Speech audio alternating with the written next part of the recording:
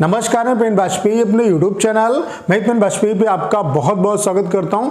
ये video SSC CGL 2022 के उन एस्पिरेंट के लिए बहुत ज़्यादा इंपॉर्टेंट होने वाला है जिनका मेंस का एग्जाम 6 और 7 मार्च को लगा हुआ है। देखिए, टाइपिंग और जो कंप्यूटर है वो आपके लिए बहुत ही ज़्यादा इम्पॉर्टेंट है, क्योंकि चाहे आपके कितने भी अच्छे नंबर हों, अगर टाइपिंग और कंप्यूटर में आपका मामला गड़बड़ा जाता है तो कहीं ना कहीं फिर आपके सिलेक्शन में दिक्कत होगी।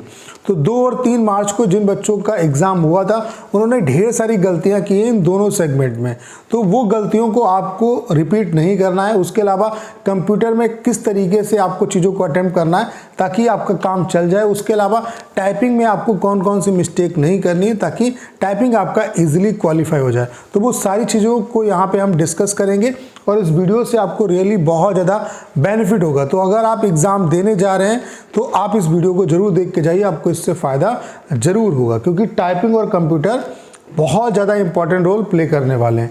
तो चलिए स्टार्ट करते हैं। सबसे पहले बात कर लेते हैं कंप्यूटर की कि कंप्यूटर में आपको क्या करना है। देखिए, ढेर सारे बच्चे जिन्होंने 2 और 3 तारीख को एग्ज़ाम दिया है, देखो कंप्यूटर का जो लेवल है वो काफ़ी अच्छा आ रहा है और स्टूडेंट को क्या हुआ कि 10 क्वेश्चन करने में दिक्कत हो रही थी जिनका 2 और 3 मार्च को पेपर था। तो स्टूडेंट ने क्या किया कि मोस्टली उन्होंने मैक्सिमम जो है रिस्क लिया।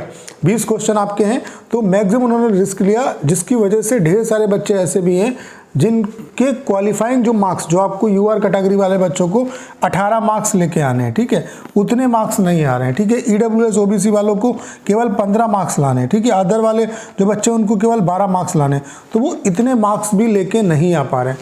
तो सबसे पहली और इम्पॉर्टेंट बात आपके लिए ये है कि आप सिर्फ उतना ही करो जितना आपको आता है। ठीक है, यहाँ पे कंप्यूटर की अलग से कट ऑफ उन पोस्ट के लिए बनेगी जिनमें पहले सीपीटी होता था, जैसे सीएसएस है, उसके अलावा कस्टम की जितनी पोस्ट हैं उनके लिए कंप्यूटर की अलग क्वालिफाइंग कट ऑफ बनेगी, जो भी कट ऑफ वहाँ पे डिसाइड हो। ठीक है, लेकिन और जितनी भी पोस्टें हैं जिनमें पहले आपका सीपीटी नहीं होता था उनमें सिर्फ आपको क्वालिफाइंग मार्क्स लाने हैं, यानी कि यूआर कैटेगरी वाले को 18, अदर को ईडब्ल्यूएस ओबीसी को 15 और उसके अलावा 12 नंबर लाने हैं। ठीक है, तो कम से कम इतना आप लेके आओ कि आप आराम से क्वालिफाई हो जाओ।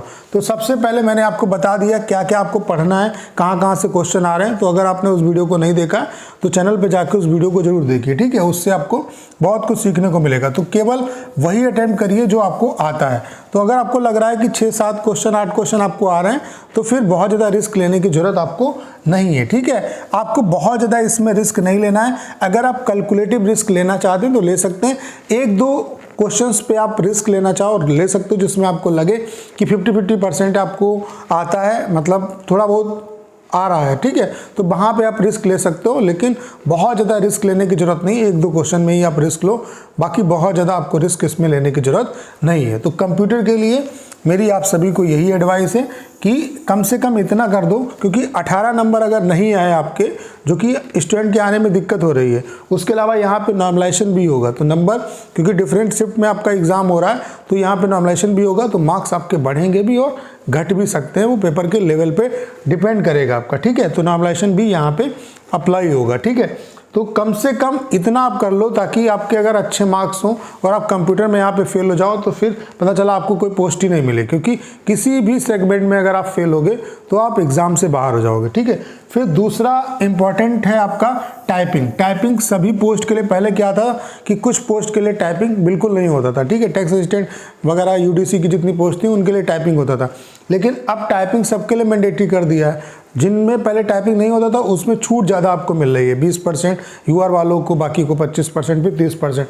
और बाकी जहाँ पे टैक्स असिस्टेंट यूडीसी की जो पोस्ट है वहाँ पे यूआर वालों को 5%, अदर कैटेगरी वालों को 7% छूट मिलेगी। ठीक है, तो यहाँ पे सबसे पहले जो गलतियाँ स्टूडेंट करके आए हैं उन गलतियों को पहले जिक्र कर लेते हैं। देखो, स्टूडेंट ने गलती क्या की है कि उन्होंने वेरिफिकेशन नहीं किया। वेरिफिकेशन क्या होगा कि आपका जब टाइपिंग ओवर हो जाएगा उसके बाद आपको वेरिफिकेशन करना है। तो वेरिफिकेशन में आपको मदर का नेम डालना है, फिर उसको सबमिट कर देना है। तो ये गलती आपको नहीं करनी है, आपको मदर का नेम डालना है और फिर सबमिट कर देना। कुछ स्टूडेंट ने क्या किया कि मदर का नेम डाला, सबमिट नहीं किया। ठीक है, चलो कोई दिक्कत नहीं, लेकिन कुछ लोगों ने मदर के नेम की जगह पे अपना नाम डाल दिया। तो ये सब गलती आपको नहीं करनी, क्योंकि ये प्रोसेस, अगर वेरिफिकेशन का प्रोसेस आप कंप्लीट नहीं करोगे तो आप डिस्क्वालीफाई माने जाओगे। ठीक है, उसके अलावा टाइप कंप्लीट जो पैसेज है उसको आपको टाइप करना। अब ऐसा मैं क्यों कह रहा हूँ, 2000 की डिप्रेशन ही आपके आ रहे हैं, ठीक है, 2000 की डिप्रेशन ही आ रहे हैं। जिन बच्चों को लग रहा है, जिन बच्चों के मान लेते हैं 1900 दिखा रहा है या 1800 दिखा रहा है, कम दिखा रहा है, तो जाहिर सी बात है उन्होंने लाइन मिस की। और जो ज़्यादा टाइप कर रहे हैं 2200 2300, तो जाहिर सी बात है उन्होंने किसी न किसी लाइन को रिपीट किया है। तो एक्चुअल जो पैसेज आ रहे हैं, मतलब जो आपके स्ट्रोक आ रहे हैं वो 2000 की स्ट्रोक आ रहे हैं और आपको सारे के सारे टाइप करने हैं। कोशिश ये करना है कि आप जो आपको टाइम मिलेगा उसमें कंप्लीट पैसेज को, पूरा पैसेज आपको टाइप करना है, क्योंकि एग्जैक्ट 2000 की डिप्रेशन आपके दिए जा रहे हैं। अब ऐसा मैं क्यों कर रहा हूँ, मैं ऐसा इसलिए कह रहा हूँ क्योंकि पता चला अगर आपके उतने अच्छे नंबर नहीं आए और आपने यहाँ पे 2000 की डिप्रेशन नहीं टाइप किए, या मान लेते हैं कि आपकी गलतियाँ बहुत ज़्यादा हो गई, तो फिर आपको दिक्कत हो जाएगी। अगर नंबर आपके अच्छे नंबर नहीं है, आप नीचे वाली पोस्ट पा सकते थे, लेकिन टाइपिंग आपने 2000 की डिप्रेशन सही एक्यूरेसी के साथ नहीं किया, तो यहाँ से आप बाहर हो जाएंगे। तो 2000 की डिप्रेशन में टाइप करने के लिए इसलिए बोल रहा हूँ विद एक्यूरेसी, क्योंकि अगर मान लेते हैं नंबर कम रह जाते हैं तो कम से कम टैक्स असिस्टेंट, यूडीसी और पोस्टल असिस्टेंट वाली जो पोस्ट है उसके लिए तो आप एलिजिबल हो जाओगे, कहीं ना कहीं एग्जाम से आप बाहर नहीं होगे, ठीक है। तो पूरे के पूरे 2000 की डिप्रेशन टाइप करने और अच्छी एक्यूरेसी के साथ। अब एक्यूरेसी कैसे आप मेंटेन कर सकते हो, देखो एक्यूरेसी से टाइप करने के लिए सबसे पहले मैं आपको एडवाइस दूंगा कि आप प्रॉपर तरीके से बैठिए। अपना जो कीबोर्ड है, जो आपको प्रैक्टिस के लिए मॉक टेस्ट मिलेगा, उसमें आप देख लीजिए कि आपके कीबोर्ड में कोई दिक्कत वगैरह तो नहीं है।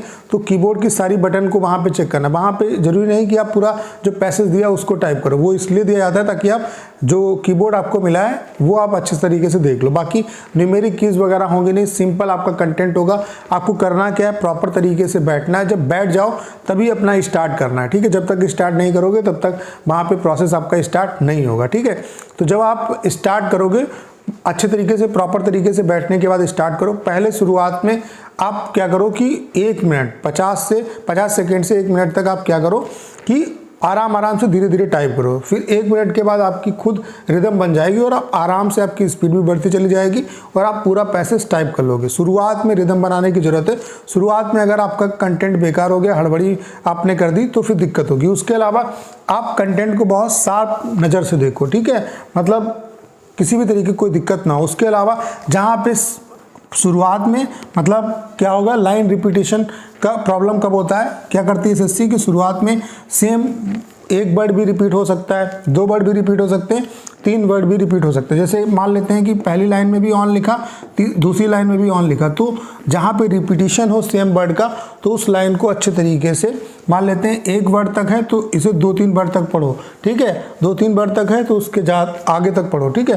तो अच्छे तरीके से आपको पढ़ने की जरूरत है। आगे से भी इस चीज़ का ध्यान रखो और रिपीटिशन जो है आपका वो पीछे से भी हो सकता है।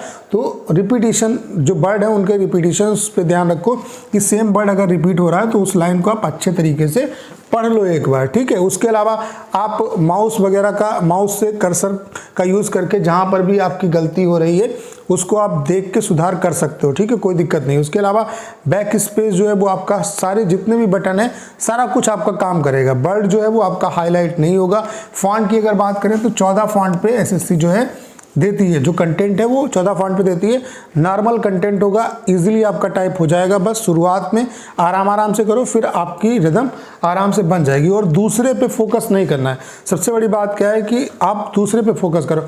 आप अपने आप में बेस्ट हो, आपने प्रैक्टिस की, आपका आराम से क्वालिफाई हो जाएगा। कोई पड़ोस वाला तेज कर रहा है, स्लो कर रहा है, उससे कोई फर्क नहीं पड़ता। अपने कंटेंट पे ध्यान रखो, अपना माइंडसेट बना के चलो कि यहाँ पहले मैं धीरे धीरे टाइप करूँगा 1 मिनट, उसके बाद आराम से आपका कंटेंट टाइप हो जाएगा, ठीक है। एग्जाम हॉल में जब जाओगे तो बहुत ज़्यादा बातें नहीं करनी किसी से, ठीक है। अपना पेपर अच्छे तरीके से आपको निपटाना है, ठीक है। तो ये 2 इंपॉर्टेंट चीज़ें हैं, इन पे आपको ध्यान रखना है। और 2000 पूरे की डिप्रेशन कोशिश करना है कि 2000 पूरे की डिप्रेशन करो आप सही एक्यूरेसी के साथ। ये क्यों ज़रूरी है वो भी मैंने आपको बता दिया। तो उम्मीद करता हूँ कि सारी जानकारी आप अच्छे तरीके से समझ पाए होंगे। आपको करना क्या है, इस वीडियो को ज़्यादा शेयर करना है। उसके अलावा अगर आप चैनल पर नए हैं और आपने अभी तक इसे सब्सक्राइब नहीं किया है तो प्लीज़ चैनल को सब्सक्राइब करना मत भूलिएगा।